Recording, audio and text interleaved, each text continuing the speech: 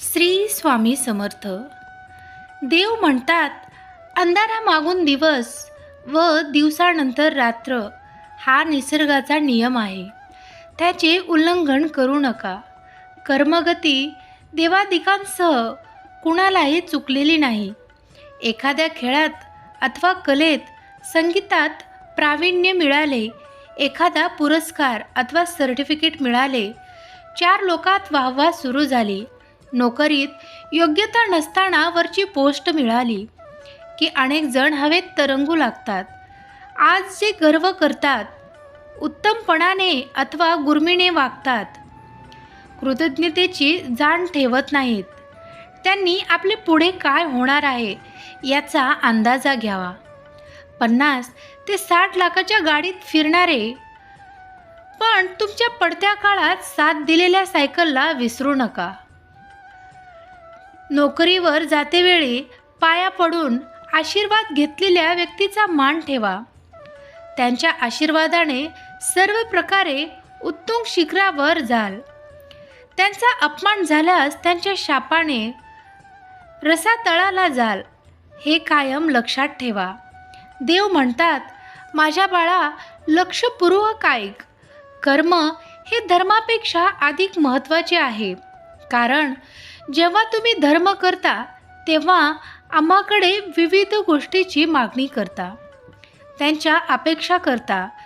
तेव्हा आम्ही स्वतःला तुम्हाला हव्या असलेल्या गोष्टी न मागता देतो. देव म्हणतात, माणूस हा आपल्या विचाराने झालेला असतो. जसा तो विचार करत असतो तसाच तो बनतही असतो. फळाची अपेक्षा सोडून कर्माचे पालन करा. तोच व्यक्ती आपले आयुष्य सुंदर आणि यशस्वी बनवित असतो. देव म्हणतात, जर आपण श्रद्धेने मनापासून जर भक्ती केली तर ईश्वर नक्कीच प्रसन्न होतो व साथ सुद्धा देतो. जीवन आहे, त्रास तर होणारच. नाहीतर मृत्यू पावल्यावर अग्नीचाही अनुभव येत नाही. हे खरं आहे की जीवनात सुख आणि दुःख सकाळ आणि संध्याकाळप्रमाणे येत जात असतात. कधीकधी काही अडचणी, काही संकटे खूप काळापर्यंत आपला पाठलाग सोडत नाहीत. विश्वास ठेवा की तुम्ही सुरक्षित आहात आणि तुमची परिस्थिती बदलली आहे. तुम्हाला फक्त तुमची तयारी मिळवण्यासाठी ध्यान करत राहायचे आहे. लवकरच तुमची इच्छा पूर्ण होणार आहे. पण नामस्मरण करणे सोडू नका. तुमच्या आयुष्यातील कचरा संपला आहे. तुमच्यावर आशीर्वादाचा वर्षाव होणार आहे. सकारात्मक बदल होणार आहेत. तुमच्या सर्वात महत्त्वाच्या प्रश्नांचे उत्तर दिले जाईल. प्रार्थनेचे उत्तरही दिले जाईल आणि नक्कीच तुझी प्रार्थना पूर्ण होईल. तुम्ही तुमच्या जीवनातील शक्तिशाली नवीन अध्यायात प्रवेश करत आहात. घाबरू नकोस, तुझी स्वप्ने पूर्ण होणार आहेत. तुझ्या आशीर्वाद वाढतील. स्वामी भक्तांनो, तुमचा विश्वास असेल तर हा व्हिडिओ आत्ताच लाईक करा. तुमची महानता जिवंत होत आहे. तुमच्या आयुष्यात चमकदार केसांनी असलेले संकट दूर होणार आहे. तुमच्यासाठी काहीतरी चांगले होत आहेत. देव म्हणतात, तुमच्या आयुष्यातील प्रत्येक चिंता रद्द करेल. दावा करण्यासाठी आत्ताच आपलं हे भक्तिमय चॅनल सबस्क्राईब करा. आज तुमचा दिवस भाग्यवान ठरेल. कोणताही योगायोग नाही. तुमचे जीवन बदलणार आहे आणि मोठा आशीर्वाद जवळ आहे. उद्या सकाळी तुम्हाला मिळणारी पहिली गोष्ट म्हणजे चमत्कार असेल. देवाला सांगितल्याशिवाय घराच्या बाहेर जाऊ नका. या दिवसासाठी देवाला धन्यवाद द्या. तुमचे जीवन बदलू शकेल अशा व्यक्तीच्या काळात देव तुमचे नाव ढकलत आहे. तुमच्या आयुष्यातील प्रत्येक गोष्ट सकारात्मक म्हणून घेणार आहे. काम होत आहेत म्हणून सगळं सोडून द्यायचं नाही. विश्वास ठेव, जे आता घडत आहे त्यामुळे अनेक चांगल्या गोष्टी येत आहेत. स्वामी समर्थ माऊलींवर विश्वास असेल तर अशक्य ते शक्य करतील स्वामी टाईप करा. देवदूत तुम्हाला समप्रमाणात देवी वेळेच्या सामर्थ्यावर विश्वास ठेवण्यास सांगत आहे. प्रत्येक गोष्ट आपल्या आत्म्यास विकसित होण्यासाठी एक ऑर्डर म्हणून घडत आहे. प्रक्रियेवर विश्वास ठेवा. ब्रह्मांड तुम्हाला एक आशीर्वाद देईल. तो तुम्हाला सर्व काही देईल. प्रार्थना केली होती ती पूर्ण होईल. स्वतःला पुन्हा पुन्हा सांगत राहा, माझे जीवन महान नाही, माझ्यासाठी सर्व काही घडत आहे.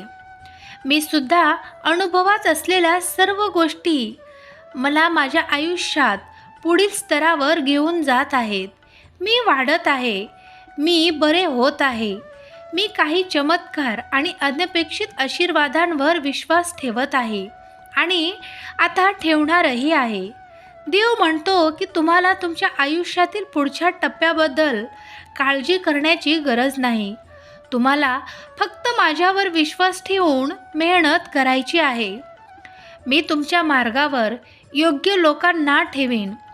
मी तुझ्यावर लक्ष ठेवले आहे आणि नेहमी ठेवत राहील. देव ते दरवाजे उघडणार आहे. यासाठी तुम्ही प्रार्थना करत आहात. पुढील 7 दिवस कमालीचे असतील. तुम्ही आनंद, प्रेम, सुसंपादाने भरलेल्या हंगामात प्रवेश कराल. देव ते दरवाजे उघडणार आहेत याची तुम्ही प्रार्थना करत आहात. पुढील 7 दिवस तुम्हाला सर्व काही बदललेले दिसेल. तुमच्या व्यावसायिक जीवनात, आध्यात्मिक जीवनात आणि नातेसंबंधामध्ये सुधारणाची अपेक्षा करा. आपण आपल्या आत्मा, कुटुंब, वास्तविक प्रेम, आर्थिक विपुलता आकर्षित करत आहात. प्रामाणिक संबंध चांगले, आरोग्य परिपूर्ण आणि उपचार. देव प्रेमाने म्हणतो, मी तुझ्यासोबत कायम आहे. मी कोणत्याही रूपात तुझ्या समोर येत आहे. मी सर्व ठीक करणार आहे. देव लवकरच तुम्हाला जे पाहिजे ते सर्व देणार आहे. तुमचे स्वप्न, जीवन, तुमचे वास्तव जे असेल तो तुम्हाला मार्गावर मिळणार आहे. ज्या खोलीत तुमचे पाय अजूनही गेलेले नाहीत त्या खोलीत तुमचे नाव सांगितले जात आहे. देव तुमच्या आयुष्यात काहीतरी आश्चर्यकारक करणार आहे. एकेकाळी महाराष्ट्रातील एका छोट्या गावात रोहित नावाचा तरुण राहत होता. रोहित हा शाळेतील सरासरी विद्यार्थी होता, पण एक यशस्वी व्यापारी बनण्याची त्याची मोठी स्वप्ने होती.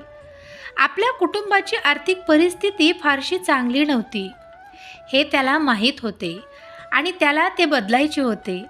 अनेक अडचणी आणि अडथळ्यांचा सामना करूनही त्यांनी आपले स्वप्न कधी सोडले नाही. स्थानिक बाजारपेठेत भाजीपाला विकण्याचा छोटासा व्यवसाय सुरू करून रोहितने आपला प्रवास सुरू केला. सकाळी लवकर उठून रात्री उशिरापर्यंत काम करत तो रोज मेहनत करत असे. त्याचा व्यवसाय हळूहळू वाढू लागला आणि त्याने बाजारात नाम कमवायला सुरुवात केली.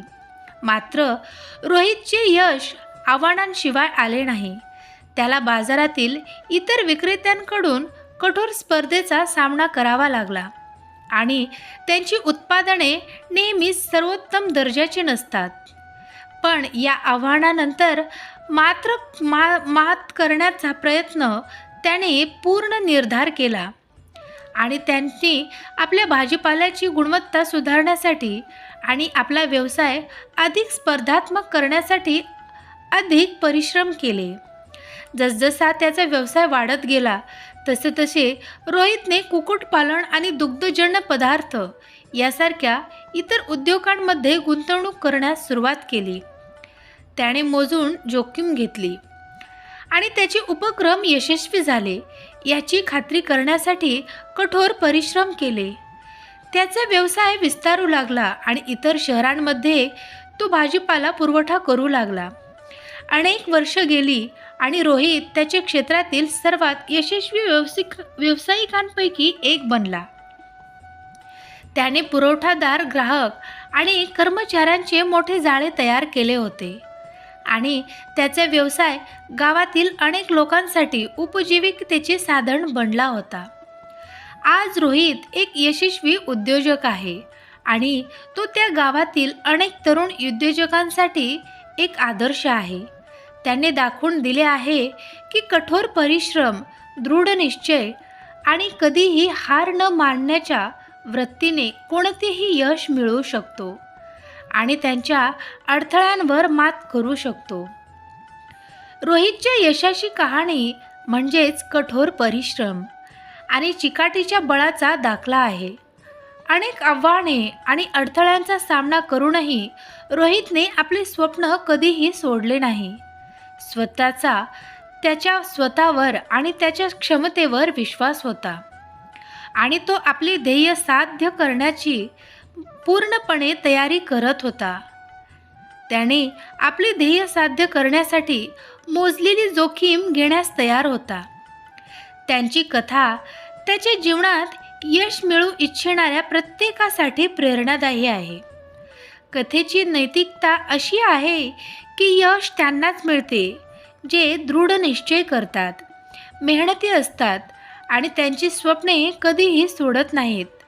आपल्या मार्गात येणाऱ्या अडथळ्यांची आणि आव्हानांची पर्वा न करता जर आपण आपल्या ध्येयांवर लक्ष केंद्रित केले आणि वचनबद्ध राहिलो तर आपण यश नक्कीच मिळवू शकतो आणि इतरांसाठी प्रेरणादायी सुद्धा नक्कीच बनू शकतो.